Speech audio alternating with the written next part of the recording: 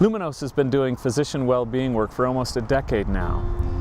In the past 10 years, we've spent a lot of time with physicians, and we have a good sense of what some of the stresses and challenges are. It's hard to practice medicine these days. You know, the challenges are things that I cannot control. My biggest challenge is that I can't be everything to everybody. You can't have an off day.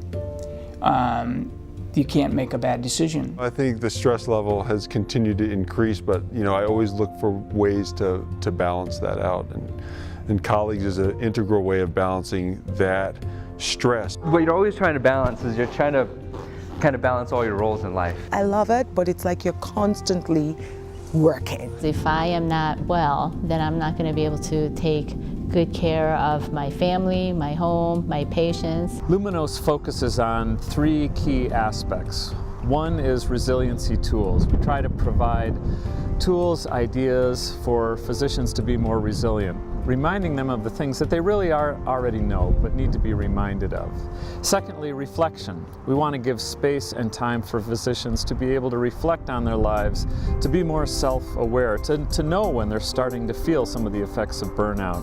And thirdly, relationships. We really encourage physicians in their relationships with each other, their colleagues, but also with their family and friends. And we do this through a variety of means. We have a monthly meeting, we have an annual retreat, we do a weekly email reflection. Quarterly, we gather in a physician's home for a meal and conversation. And then we have a Lumunos facilitator who's in the hospital meeting one-on-one with physicians as needed. It helps to be able to voice those things in a relaxed atmosphere. We're not standing around holding hands saying kumbaya, we're speaking reality. I think the interpretation is that it's some religious experience, and that's hardly it.